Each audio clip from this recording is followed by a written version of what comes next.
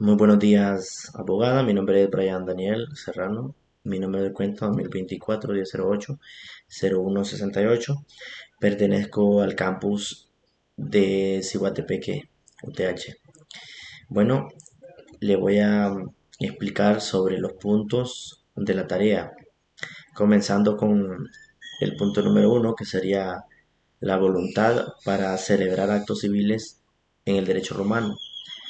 Bueno, en el derecho romano, la voluntad era fundamental para la validez de los contratos y actos jurídicos. Esta se entendía como la manifestación de la intención de las partes de crear obligaciones legales. La voluntad debía ser expresada de manera libre y consciente, sin estar viciada por errores, dolo, violencia o intimidación. Como punto número dos tenemos el consentimiento, la falta del consentimiento y consentimiento viciado en el derecho romano. Por ejemplo, consentimiento.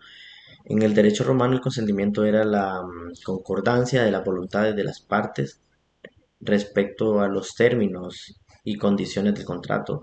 Debía ser expresada de manera válida y libre de vicios. También tenemos la falta de consentimiento. Bueno, si no existía una verdadera coincidencia de voluntades debido a algún vicio del consentimiento, ya sea este como el error o el dolo, el contrato podía ser impugnado y anulado. Otro punto sería el consentimiento viciado. Bueno, el consentimiento podía estar afectado por varios vicios que invalidaban el contrato. Los principales vicios del consentimiento en el derecho romano incluían el error, el dolo, la violencia, la intimidación, etcétera, ¿verdad? Bueno, en cuanto al acuerdo de voluntades en el derecho romano, eh, se refería al acuerdo o convenio entre las partes para crear obligaciones legales. Era esencial para la formación de los contratos. Los pacta podían ser verbales o escritos y su cumplimiento era asegurado por la ley de las 12 tablas y otras disposiciones legales de su época.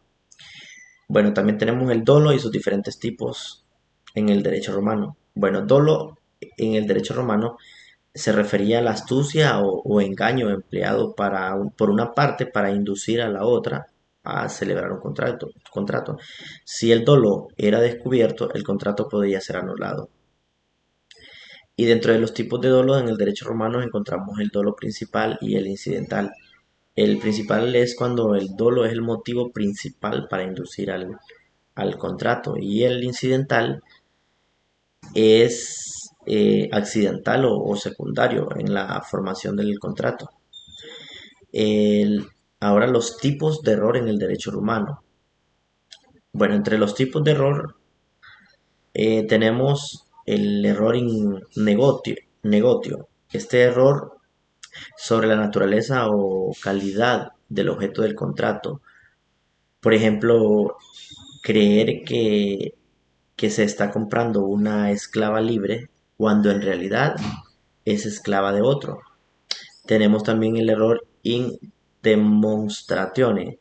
Este error es la descripción o identificación del objeto del contrato. Por ejemplo, comprar una parcela específica pensando que incluye un pozo que en realidad está en otra parcela. Tenemos el error in quantitate.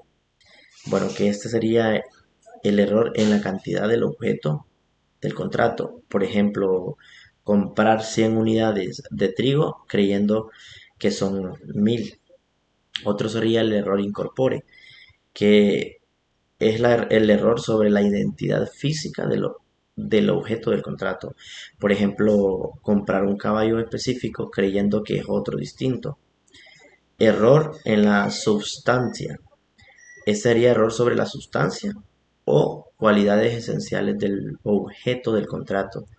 Por ejemplo, comprar una casa pensando que tiene cimientos firmes cuando en realidad está en riesgo de derrumbe. Y por último tenemos el error in causa. que este sería error sobre la causa que motiva la celebración del contrato.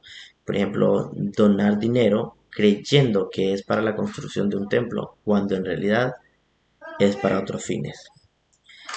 Bueno, realmente en el derecho romano la presencia de estos errores podía llevar a la anulación del contrato si eran determinantes en la formación del consentimiento y la otra persona tenía conocimiento o debía haberlo tenido.